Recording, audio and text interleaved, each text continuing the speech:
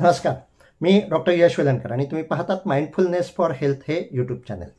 या चॅनलमध्ये आपण पालकत्वाविषयीचे काही व्हिडिओ पाहत आहोत, ज्यामध्ये आपण हे पाहिलं आहे की वयाची 6 वर्ष ते 16 वर्ष हेच संस्कार करण्याचं वय आहे.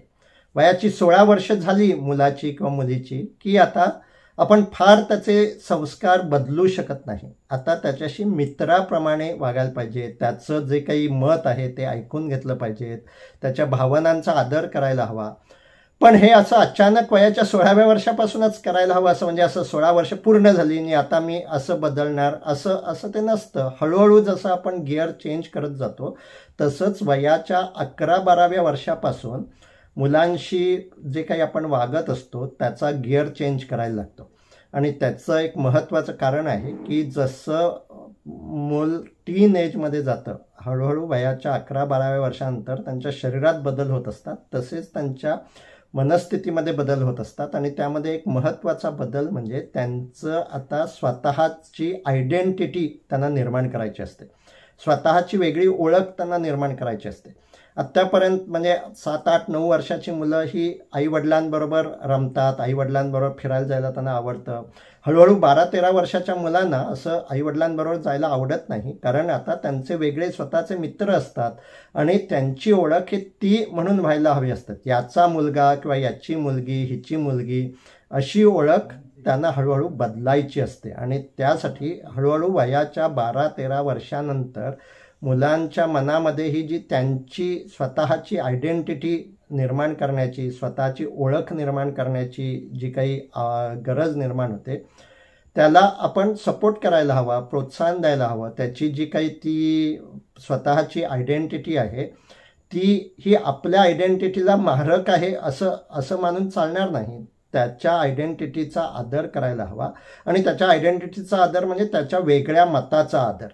त्याचा तो जे काही वेगळ्या पद्धतीनं समजा विचार करत असेल तर असाही विचार होऊ शकतो, असू शकतो, याचा आदर हळूहळू मूल 12-13 वर्षाचं झाल्यानंतरच करायला हवा. जर हे झालं नाही तर मग पालक आणि मुलं यांच्यामध्ये संघर्ष सुरू होतो. हा संघर्ष जर टाळायचा असेल तर मूल 11-12 वर्षाचं झालं की त्यानंतर आपलं त्याच्याशी जे काही वागणं आहे, बोलणं आहे, त्यामध्ये फरक करायला हवा. आणि आता मी सांगतो तेच कर, हे 12-13 वर्षानंतर योग्य नाही. हे 6 ते 10 वर्षापर्यंत हे योग्य आहे. 11-12व्या वर्षी आता त्याची मतं वेगळी झालेली असतात, त्याचे काही मित्र निर्माण झालेले असतात आणि त्यामुळे त्याने सतत आईवडिलांबरोबरच राहायला हवं. हे देखील आता आपण असा जर आग्रह करत असलो तर तो टाळायला हवा आणि खरंच त्याने त्याची वेगळी ओळख निर्माण करण्यासाठी प्रयत्न करायला हवे. जर एखादं मूल असं करत नसेल तर ती समस्या आहे, त्याच्यामध्ये काही भीती आहे का, त्याला चिंता, अँझायटी असते का, त्याला लोकांमध्ये मिसळायला आवडत नाही का, याचा शोध घ्यायला हवा. आणि त्यामुळे वयाच्या 6 ते 16 वर्षांमध्ये आपल्याला जे काही संस्कार करायचे आहेत, मूल्य शिक्षण करायचं आहे, त्यामध्ये देखील मधी हा वयाच्या 11-12व्या वर्षी फरक करायला हवा. अन्यथा मुलं आपल्याशी उर्मट बोलतात, उलट उत्तर देतात असं आपल्याला वाटू शकतं. याचं कारण आपण त्यांचं मत, त्यांची जी काही वेगळी धारणा असते ही समजून घेत नसतो असं त्यांना वाटत असतं.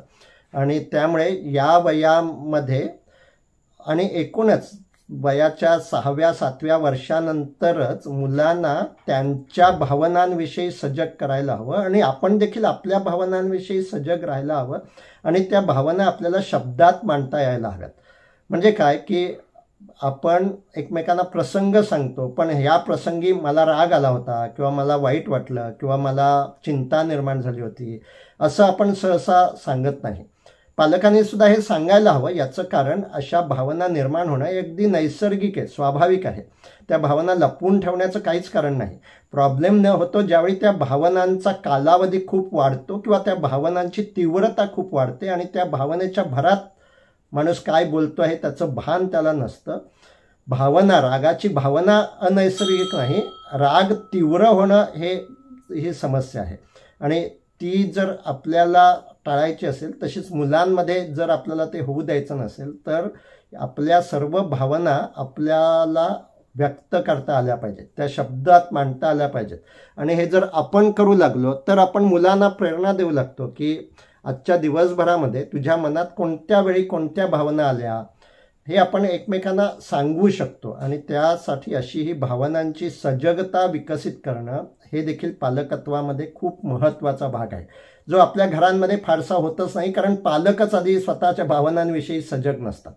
माइंडफुलनेसचा जो प्रॅक्टिसचा जो महत्त्वाचा भाग आहे तो हा आहे की स्वतःला विचारत राहणं, आत्ता माझ्या मनात कोणती भावना आहे, आत्ता माझी मनस्थिती कशी आहे. आणि काही वेळा अशा त्रासदायक भावना मनात निर्माण होणं हे अगदी स्वाभाविक आहे. मुलांच्याही मनात त्या निर्माण होत असतात, पण मुलांना त्याची सजगता विकसित करण्यासाठी त्यांना देखील हे शिकवायला हवं की ज्यावेळी आपल्या मनात भावना असेल त्यावेळी तिला नाव द्यायला हवं. Name it to tame it असं म्हणतो. ज्यावेळी आपण आपल्या भावनेला नाव देतो त्यावेळी त्या भावनेच्या भरात कृती घडवून आणण्याची त्या भावनेची जी ताकद आहे ती आपण कमी करत असतो. अन्यथा राग एवढा वाढत जातो की रागाच्या भरात मी काय करतोय याचं मला भानच राहत नाही. पण ज्यावेळी मी माझ्या रागाला नाव देतो, आत्ता माझ्या मनात असं असं घडलं त्यामुळे राग आहे, तर आपण पुढचं जे काही बोलणार आहे, वागणार आहे ते कसं करायचं हे आपण ठरवू शकतो. आणि आज मुलं खूप रागीट होत आहेत, त्यांच्या मनाविरुद्ध काही झालं तर त्यांना सहन होत नाही, अशी पालकांची जी जनरल तक्रार आहे त्यावर जर काम करायचं असेल तर याच वयाच्या 6व्या-7व्या वर्षापासूनच हळूहळू मुलांना भावनाविषयक सजग करायला हवं. आपण एकमेकांशी भावनांच्या शब्दांची ओळख करून देऊ शकतो. मराठीमध्ये, इंग्लिशमध्ये भावनांविषयक जे शब्द आहेत, खूप शब्द आपण एकमेकांना सांगू शकतो, ते लिहून काढू शकतो. भावनांच्या ज्या विविध छटा आहेत त्या आपण एकमेकांशी बोलू शकतो. एखादी सिरियल बघत असताना, नाटक सिनेमा पाहत असताना आपल्या मनात भावना निर्माण होत असतात. क्रिकेटची मॅच पाहत असताना आपल्या मनात भावना निर्माण होत असतात.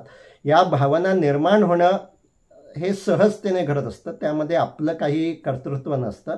पण त्या भावना ओळखणं हे कर्तृत्व मात्र आपण विकसित करू शकतो. आणि हेच पालकत्वामध्ये देखील महत्त्वाचं आहे की मुलांना त्यांच्या भावना ओळखता यायला हव्यात आणि भावनेच्या भरात जी कृती होत असते ती टाळता यायला हवी.